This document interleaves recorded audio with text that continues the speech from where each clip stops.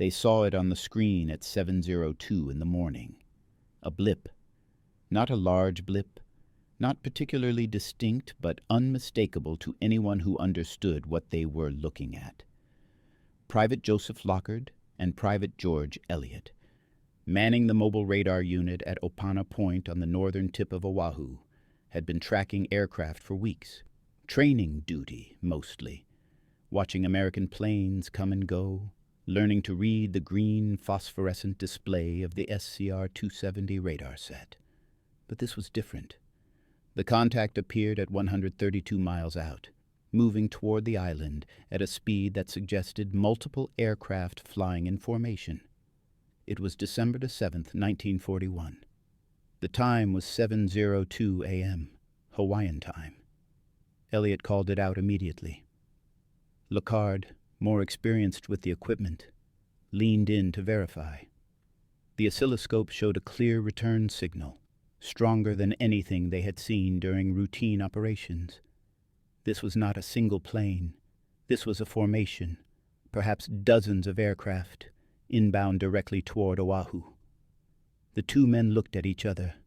Their orders were clear. The radar station operated from 4 a.m. until 7 a.m. each morning, the hours considered most vulnerable to surprise attack. It was now 2 minutes past 7. Technically, their shift had ended. If you're enjoying this deep dive into the story, hit the subscribe button and let us know in the comments from where in the world you are watching from today. But the contact was too significant to ignore. Lockard picked up the phone and called the information center at Fort Shafter, the nerve center responsible for processing radar reports and coordinating air defense. The line connected to Lieutenant Kermit Tyler, a fighter pilot who had been assigned to the plotting board for training purposes. Tyler had been at his post since 4 a.m., watching reports come in from the various radar stations scattered around the island. Most of the stations had already shut down for the morning. Opana Point was one of the last still operating. Lockard reported the contact. Large formation, distance 132 miles, bearing 0 degrees, 3 degrees east, inbound. Tyler listened. He asked a few questions about the size and direction. Then he made a decision that would haunt him for the rest of his life. He told Lockard not to worry about it. The lieutenant had heard that a flight of B-17 bombers was expected to arrive from the mainland that morning. He assumed the radar contact was picking up the American aircraft. He told the men at Opana Point to forget it and shut down the station. Lockard and Elliott looked at the screen again. The contact was still there, still moving toward the island, now at 120 miles. The blip seemed to be growing larger, suggesting more aircraft or the formation tightening as it approached. But orders were orders. They were privates. Tyler was an officer. If he said it was nothing to worry about, then officially it was nothing to worry about. Elliott wanted to keep tracking it anyway for practice. The truck that was supposed to pick them up and drive them back to their base camp at Kauailoa had not arrived yet. They had nothing else to do. Lockard agreed. They would keep the radar running and watch the contact approach, using it as a training exercise. For the next 53 minutes, they tracked the formation as it closed the distance. 100 miles, 80 miles, 60 miles, 40 miles. The return signal grew stronger with each sweep of the radar beam. At approximately 7:39 a.m., when the aircraft were roughly 20 miles offshore, the contact became difficult to distinguish from the ground clutter created by the mountains of Oahu itself. The radar's ability to separate aircraft from terrain features degraded significantly at close range. Lockard and Elliott lost the clear picture they had maintained for nearly 40 minutes. Shortly after, their ride arrived. They shut down the equipment and climbed into the truck for the drive back to camp. The SCR-270 radar that detected the approaching Japanese aircraft was one of the most advanced pieces of military technology in the American arsenal in 1941, and simultaneously one of the most poorly understood by the men tasked with using it. The designation stood for Signal Corps Radio, Unit Number 270. It was a mobile long-range aircraft detection radar, designed and manufactured by the Signal Corps laboratories at Fort Monmouth, New Jersey. The first prototype units had been delivered to the Army only months before the attack on Pearl Harbor. The system was enormous by modern standards. It consisted of multiple components that required a truck to transport and a crew to operate.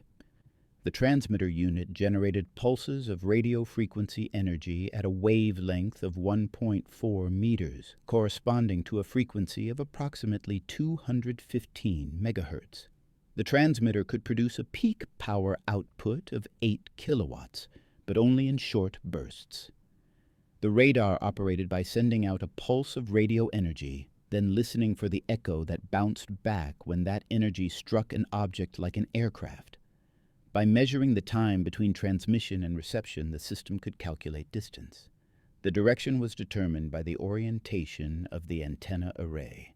That antenna array was the most distinctive feature of the SCR-270. It consisted of a large bed-spring-like structure of dipole elements arranged in a grid pattern, mounted on a mechanical turntable that could be rotated manually to scan different sectors of the sky. The entire assembly stood on a trailer that could be towed behind a truck. Setting up the radar required leveling the trailer, connecting the power cables from a portable generator, calibrating the receiver, and warming up the vacuum tubes that formed the heart of the system's electronics. The process took experienced operators about 20 minutes. The display system was crude by any standard. The operator sat in front of an oscilloscope, a cathode ray tube that showed a horizontal line representing the radar's range. When the radar detected an object, a vertical spike appeared on the line. The height of the spike indicated the strength of the return signal, which roughly corresponded to the size of the target or the number of aircraft in a formation.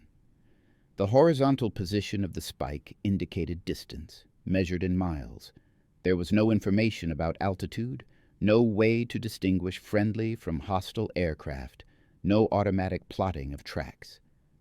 Everything depended on the skill and judgment of the operator.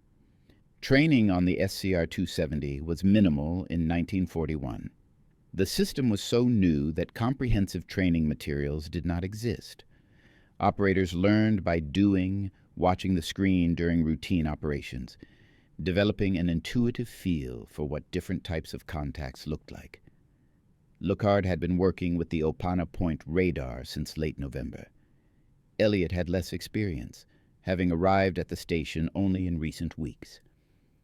Both men were Signal Corps personnel, trained in radio and electronics, but neither had received formal instruction in radar theory or air defense procedures.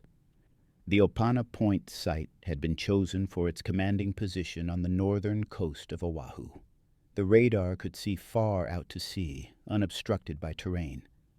The mobile unit sat on a plateau overlooking the ocean, approximately 500 feet above sea level.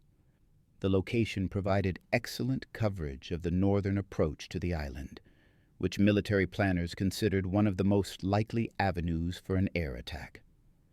6 other radar stations ringed the island, creating an overlapping network of coverage. In theory, no aircraft could approach Oahu without being detected by at least one station, but theory and practice diverged significantly. The radar stations operated only during the early morning hours, from 4 a.m. until 7 a.m., the period considered most vulnerable. After 7 a.m., the stations shut down. The reasoning was partly about conserving equipment, the vacuum tubes had limited operational lifespans, and partly about personnel. Operating radar required constant attention, staring at a flickering green screen for hours, watching for contacts that rarely appeared. It was exhausting duty. The Army believed 3 hours each morning was sufficient for training and defense. The American military presence in Hawaii in December 1941 existed in a state of contradictory awareness. Everyone knew war with Japan was possible. Intelligence reports throughout 1941 had documented the deteriorating diplomatic relationship between Washington and Tokyo. Economic sanctions imposed by the United States in response to Japanese expansion in China and Southeast Asia had created a crisis. Japan depended on American oil imports. Without that oil, the Japanese military machine would grind to a halt within months. War seemed increasingly likely, perhaps inevitable, but likely was not the same as imminent, and Hawaii was not the same as expecting an attack on American territory 4,000 miles from Japan. The prevailing assumption among American military planners was that if war came, Japan would strike south toward the resource-rich territories of the Dutch East Indies and British Malaya. The Philippines, an American territory, might be attacked, but Hawaii? The logistical challenges of mounting an attack across that much ocean seemed prohibitive. The Japanese would need to assemble a massive carrier task force, maintain absolute secrecy, cross thousands of miles of open ocean, and launch a coordinated strike without being detected. It seemed unlikely. This assumption shaped every decision about how to defend Hawaii. The Army Air Corps maintained fighter squadrons on the island, but many of the aircraft were not kept on full alert. Anti-aircraft batteries existed around Pearl Harbor and key military installations, but they were not manned around the clock. Ammunition was stored separately from the guns, requiring time to bring the defenses to full readiness. The radar stations operated part-time. The naval vessels in Pearl Harbor followed peacetime routines on weekends, with reduced crews aboard and watertight doors left open for ventilation. The information center at Fort Shafter, where Lieutenant Tyler received the radar report from Opana Point, was itself operating on a training schedule. The center was supposed to receive reports from all radar stations, plot the contacts on a large table map, identify the aircraft as friendly or hostile, and direct fighter interceptors to engage any threats. But on Sunday morning, December 7th, the center was running a skeleton crew. Most of the experienced officers were not present. Tyler, a pilot with minimal training in air defense procedures, was one of only 2 officers on duty. The plotting table was not fully staffed. Communication between the radar stations and the information center relied on commercial telephone lines. There was no dedicated military network, no secure channels, no backup systems. When an operator at a radar station wanted to report a contact, he picked up a regular telephone and called Fort Shafter. If the line was busy or if no one answered, the information simply did not get through. The system worked adequately during training exercises, when everyone knew aircraft would be flying and expected reports to come in. But it was not designed for the chaos of actual combat. The Japanese planners who conceived the attack on Pearl Harbor understood these vulnerabilities better than the Americans defending against them. Japanese intelligence had studied American routines, noting that the Pacific Fleet gathered in Pearl Harbor on weekends, that defenses were more relaxed on Sunday mornings, that the Americans did not expect an attack. The entire operation depended on achieving complete surprise. If the Americans had even 2 hours of warning, if they could get their fighters airborne and their anti-aircraft guns manned, the Japanese strike force would face a fully alerted defense. Casualties would be catastrophic. The mission might fail entirely. The Japanese strike force that appeared on the Opana Point radar screen had departed from Hitokapu Bay in the Kuril Islands on November 26, 1941. 6 aircraft carriers, the Akagi, Kaga, Soryu, Hiryu, Shokaku, and Zuikaku, formed the core of the task force. These carriers transported 183 aircraft for the first wave of the attack. 49 high-level bombers armed with armor-piercing bombs modified from 16-inch naval shells, 40 torpedo bombers carrying specially designed shallow-water torpedoes, 51 dive bombers, and 43 fighter aircraft for escort and air superiority. A second wave of 170 aircraft would follow approximately 1 hour after the first strike. The operation represented the culmination of months of planning and training.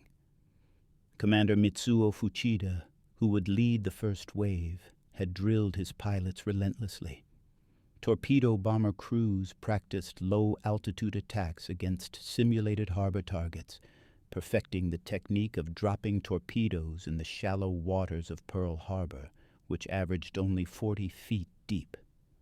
High-level bomber crews trained to hit moving ships from 14,000 feet, a difficult task requiring precise timing and coordination. Dive bomber pilots rehearsed their steep attack angles, learning to release their bombs at the exact moment for maximum accuracy. The modified torpedoes were engineering marvels of their time. Standard aerial torpedoes dropped from aircraft would dive to depths of 100 feet or more before leveling out and running toward their target. In Pearl Harbor's shallow anchorage, they would simply bury themselves in the mud at the bottom.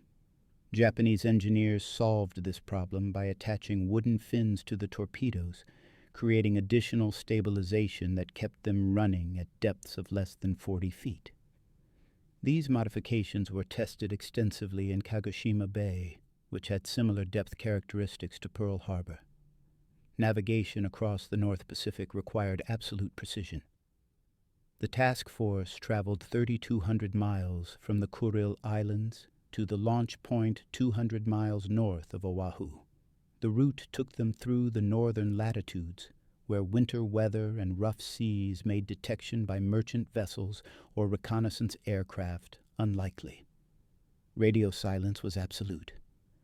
No transmissions, no acknowledgments, no communications of any kind that might reveal the fleet's position. The ships maintained visual contact with each other, following the flagship Akagi in a predetermined formation. Weather conditions favored the Japanese. Low clouds and rough seas characterized most of the crossing, providing natural concealment. The task force refueled from accompanying tankers on December 3rd, 800 miles north of Midway Island, then turned south for the final approach. On December 6th, the fleet reached the launch point. Reconnaissance aircraft from the cruiser Chikuma flew ahead to verify that the American fleet was in Pearl Harbor. The scouts radioed back confirmation. The target was in place. The first wave launched at 6 o'clock a.m., Hawaiian time, on December 7th. 183 aircraft lifted from 6 carriers in darkness, forming up over the task force before turning south.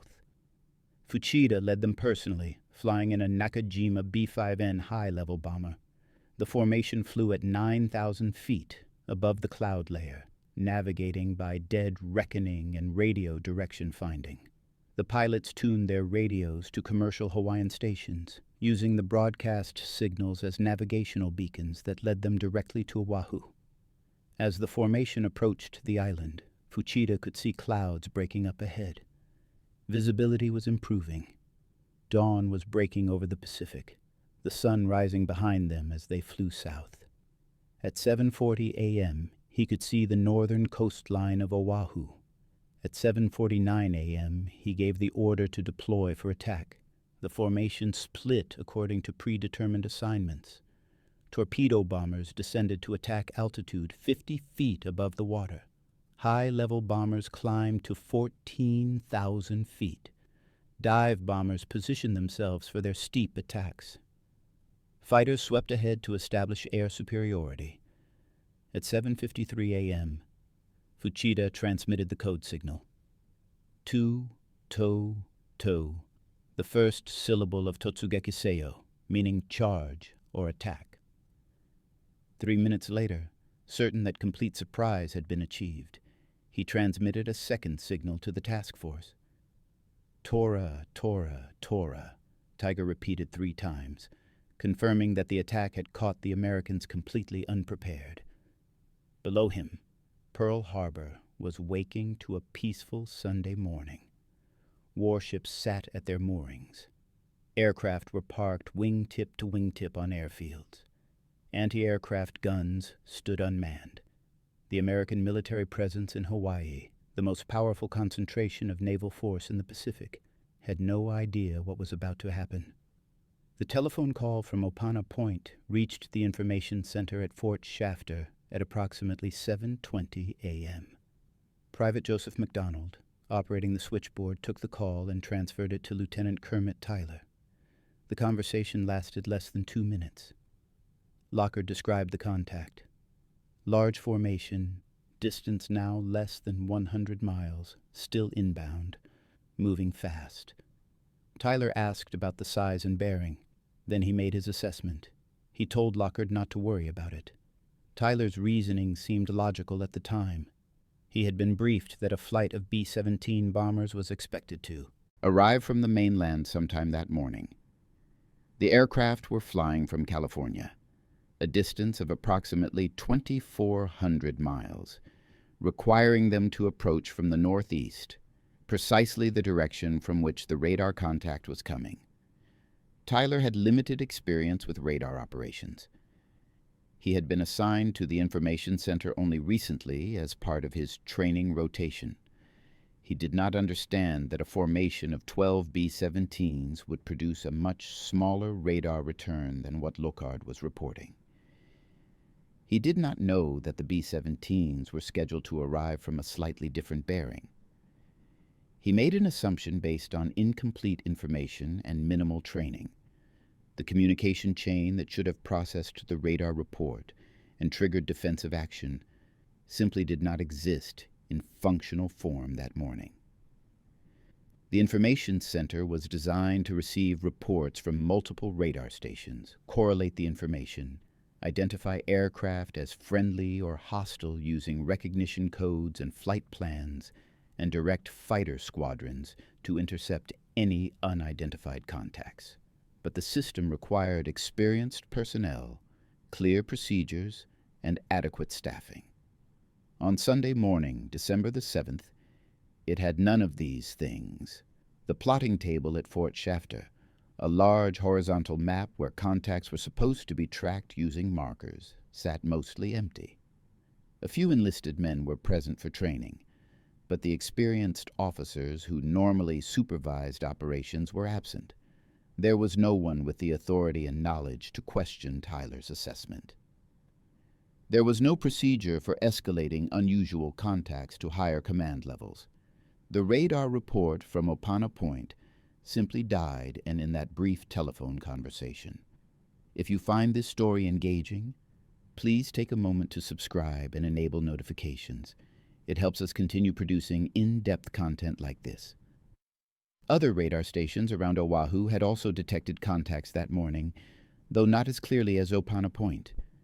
The Ka'awa station on the eastern side of the island reported aircraft at 7:06 a.m., but the contact was weak and intermittent. The operators were not certain what they were seeing. They did not report it. The Kawailoa station, which should have provided overlapping coverage with Opana Point, had already shut down for the morning. Its operators had packed up their equipment and left by 7 a.m., following standard procedures. The absence of a coordinated air defense network meant that each radar station operated in isolation.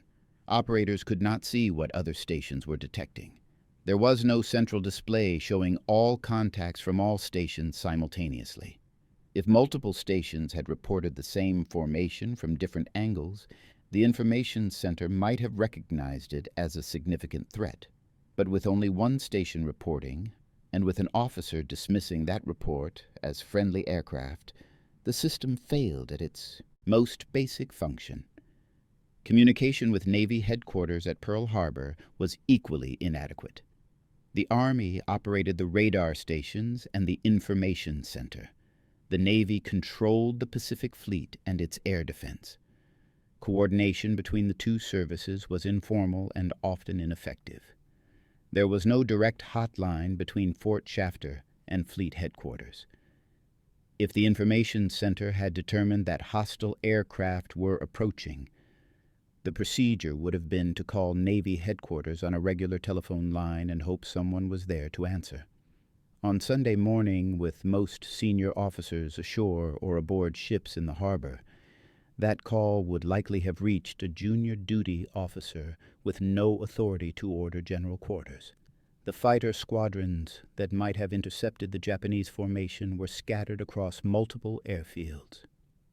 Pursuit Squadron 46 operated P-40 Warhawk fighters from Wheeler Field in central Oahu. Pursuit Squadron 47 flew P-36 Hawks from the same base. Both squadrons were equipped with capable aircraft, but none were on alert status that morning. The P-40s and P-36 sat on the flight line, unarmed and unfueled. Pilots were in their quarters or at breakfast. Getting even a handful of fighters airborne would have required at least 30 minutes from the moment an order was given. The anti-aircraft batteries around Pearl Harbor faced similar readiness issues.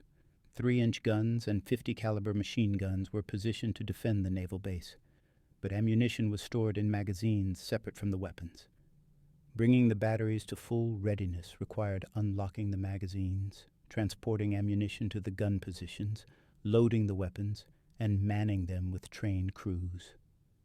The process took time that would not be available once the attack began. At 7:48 a.m., a Navy patrol plane radioed a report that was initially dismissed as another false alarm. Air raid Pearl Harbor. This is not a drill.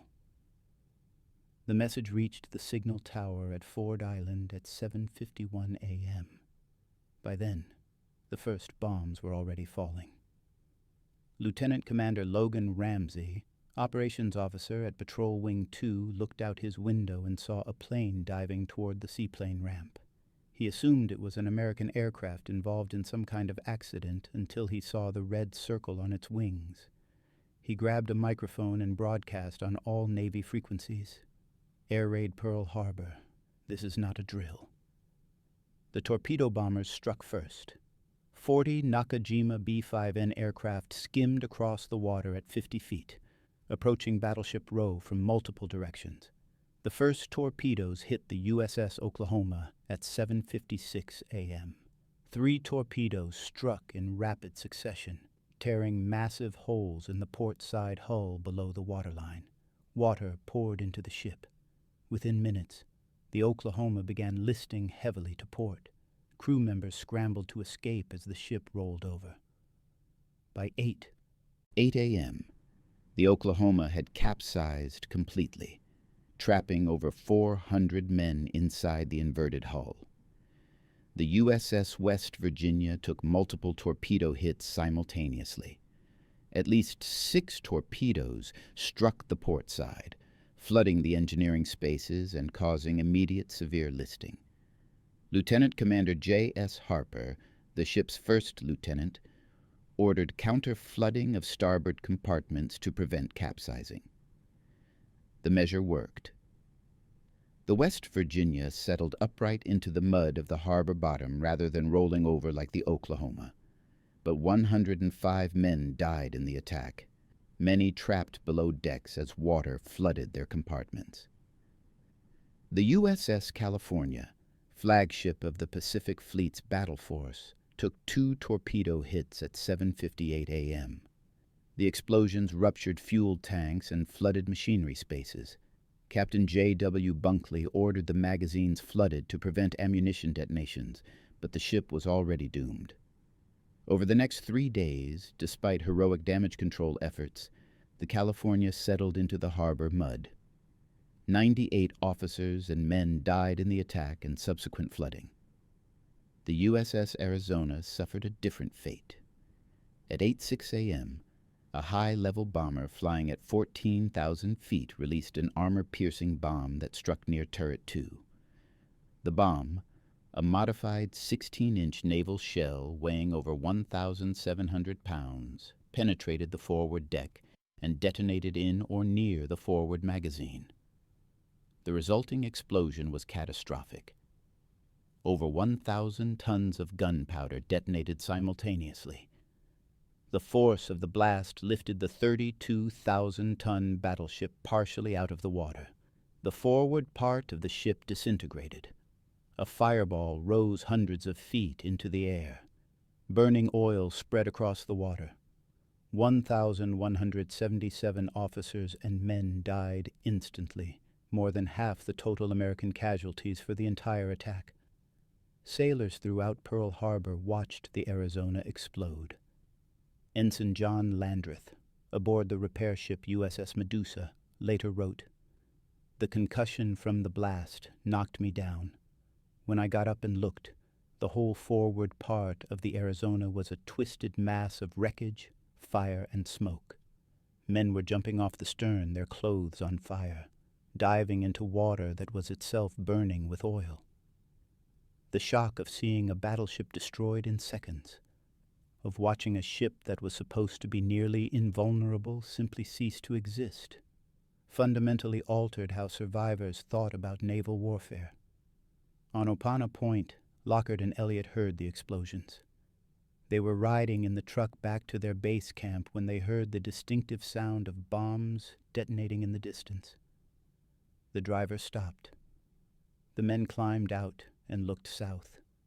They could see smoke rising from the direction of Pearl Harbor, massive columns of black smoke that climbed thousands of feet into the morning sky. Lockard understood immediately what had happened. The contact they had tracked for nearly 40 minutes, the formation they had reported, the aircraft that Lieutenant Tyler had dismissed as friendly, those were the planes now attacking Pearl Harbor. Elliot felt physically sick. They had seen it coming. They had tracked the formation across 132 miles of ocean. They had called it in with plenty of time for fighters to intercept, for ships to man their guns, for the base to reach full alert. And their report had been dismissed. Not investigated, not verified, not taken seriously, just dismissed with an order to shut down and forget about it. The two privates stood beside the road watching the smoke rise, listening to the distant thunder of explosions, knowing they had detected the attack and knowing their detection had meant nothing. The attack on Pearl Harbor lasted 1 hour and 15 minutes. The first wave struck from 7:48 until 8:25 a.m. The second wave, 170 aircraft, attacked from 8:40 until 9:45 a.m. When the Japanese aircraft finally withdrew, climbing back to altitude and turning north toward their carriers, they left behind devastation that exceeded even their own expectations. 8 battleships had been damaged or destroyed. The Arizona was a total loss. The Oklahoma capsized. The California and West Virginia sunk in the harbor mud. 3 light cruisers, 3 destroyers, and numerous auxiliary vessels had been damaged.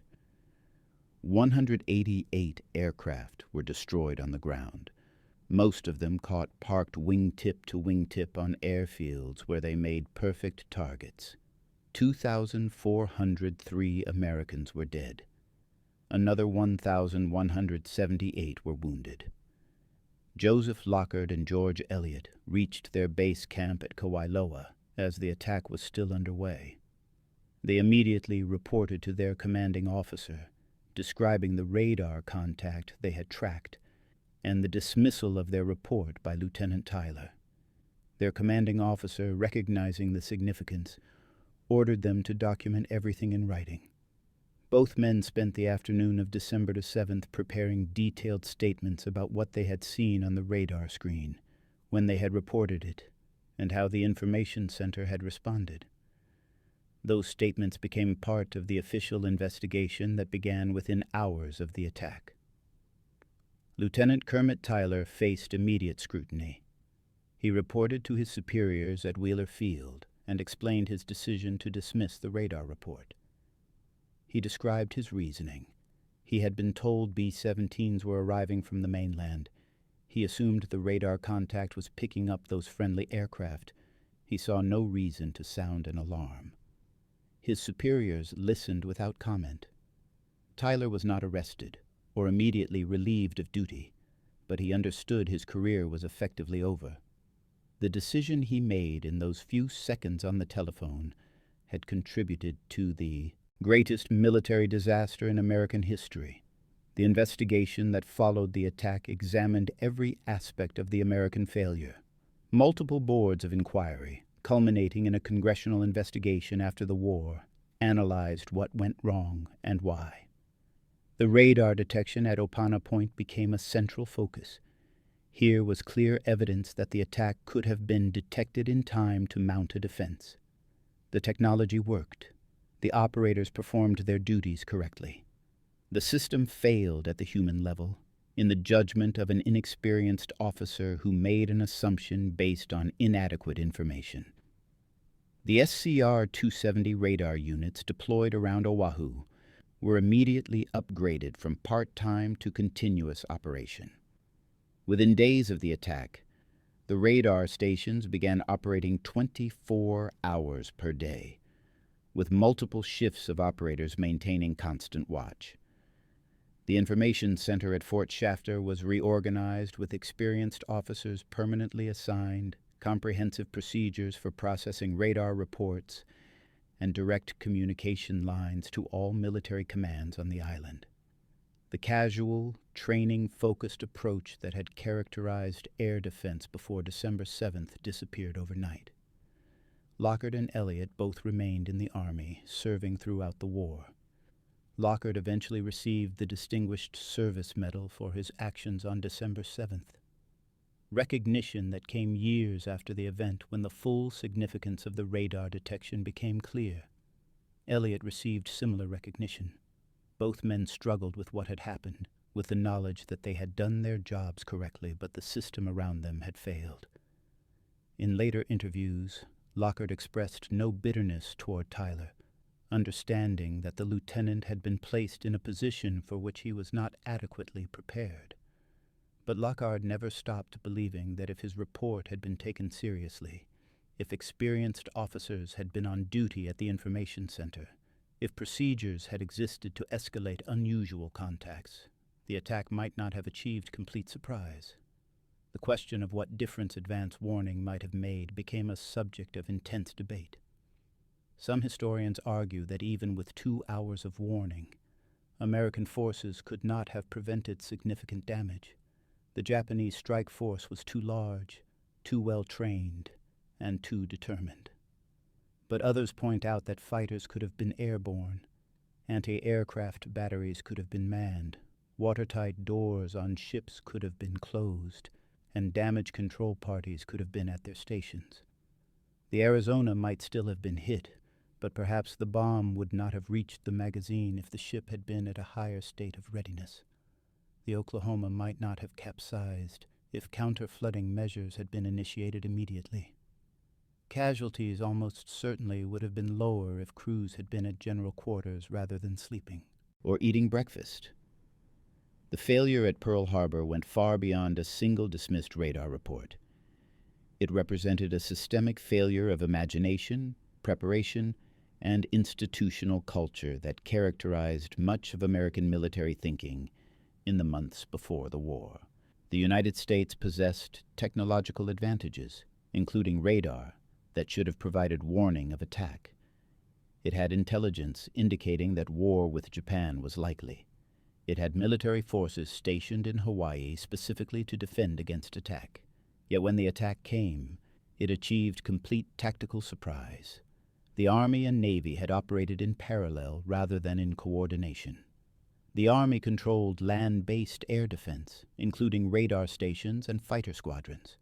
The Navy controlled the fleet and its integral air defenses. Communication between the services was informal and often ineffective. No unified command structure existed to coordinate defensive measures. When the Opana Point radar detected the incoming formation, the information stayed within Army channels.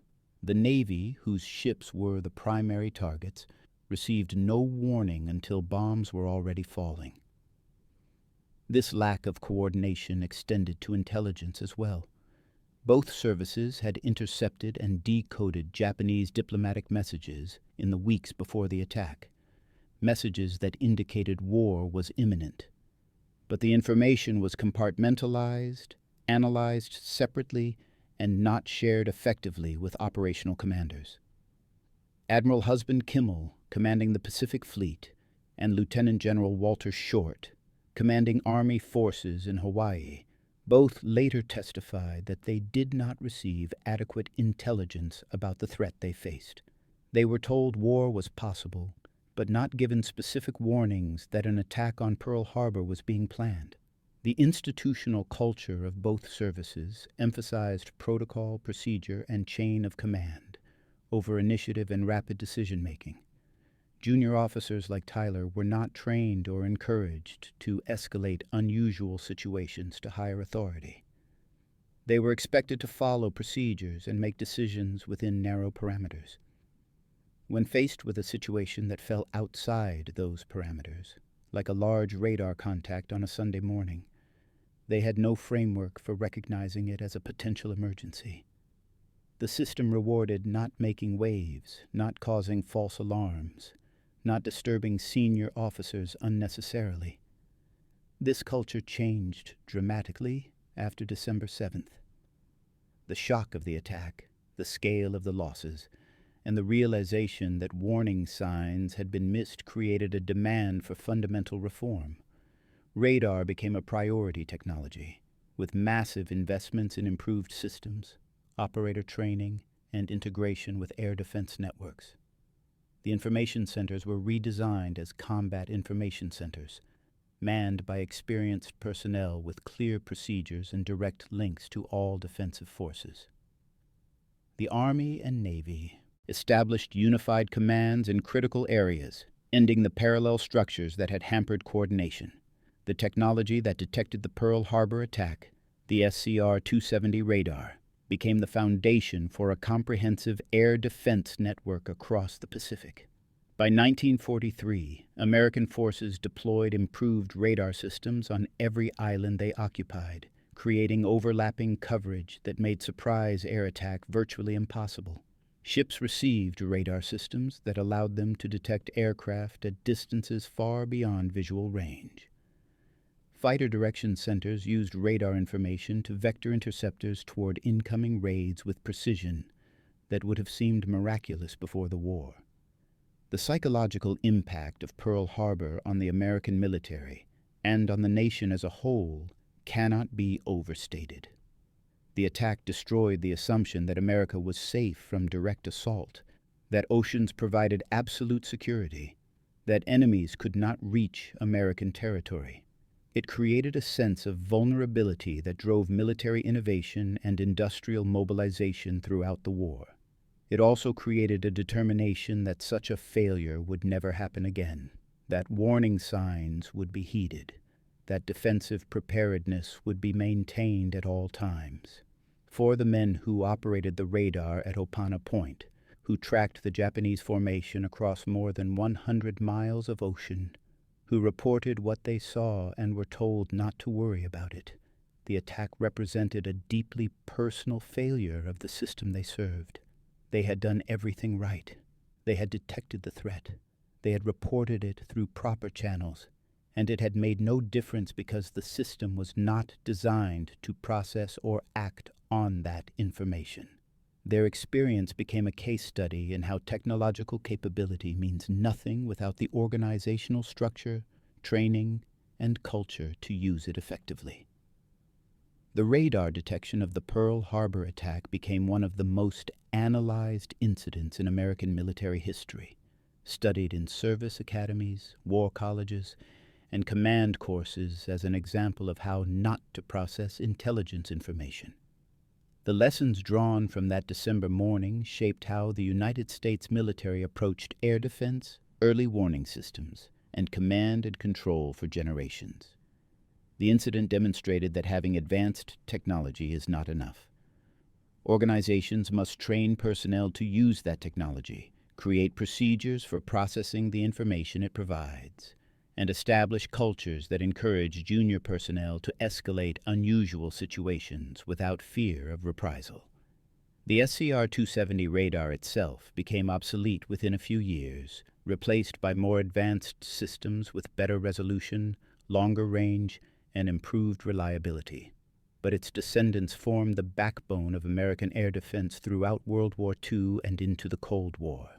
The DEW line, the Distant Early Warning System deployed across northern Canada in the 1950s, traced its conceptual origins directly to the lessons of Pearl Harbor.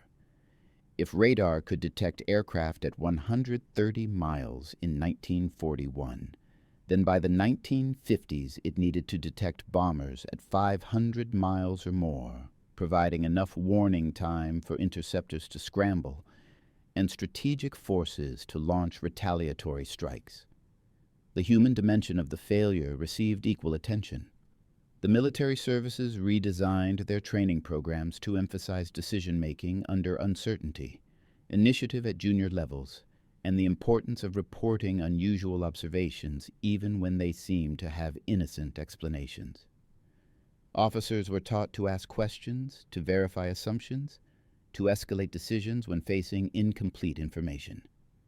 The culture that had led Lieutenant Tyler to dismiss the radar report without investigation was systematically dismantled and replaced with procedures that encouraged caution and thorough analysis. Joseph Lockard continued serving in the Signal Corps throughout the war, eventually achieving the rank of Master Sergeant.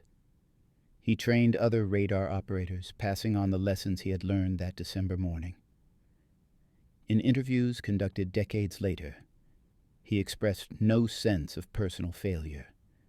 He and Elliot had performed their duties correctly. The failure belonged to the system, to the officers who had not been on duty, to the procedures that did not exist, to the culture that had not taken the threat seriously. But he also acknowledged the burden of knowledge, of having seen the attack coming and being unable to prevent it. George Eliot's experience was similar.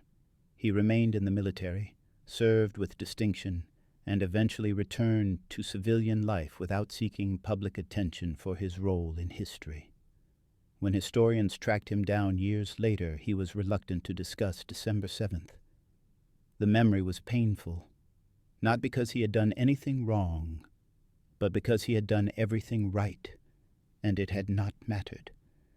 That sense of helplessness, of being a small part of a system too large and too inflexible to respond effectively to clear warnings, haunted both men. Lieutenant Kermit Tyler faced the consequences of his decision for the rest of his life. He was not court-martialed, not formally punished, but his military career effectively ended on December the 7th.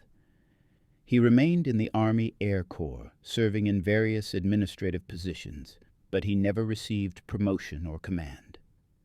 After the war, he worked in civilian aviation, living quietly and rarely discussing his role in the Pearl Harbor attack. In the few interviews he gave, he maintained that his decision had been reasonable given the information available to him at the time. He had been told B-17s were arriving. He had assumed the radar contact was picking them up. He had no way of knowing he was wrong. The tragedy of Pearl Harbor was not that it was undetectable. The Japanese formation was detected, tracked across more than 100 miles of ocean, and reported with enough time to mount a defense. The tragedy was that the detection meant nothing because the system designed to process and act on that information did not function. Technology alone cannot provide security. It requires trained personnel, clear procedures, effective communication, and institutional cultures that value initiative and rapid decision-making.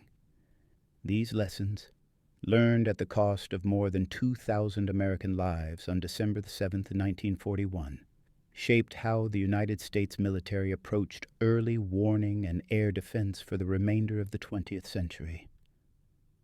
The blip that appeared on the oscilloscope screen at Opana Point at 7:02 a.m. represented both a triumph and a failure.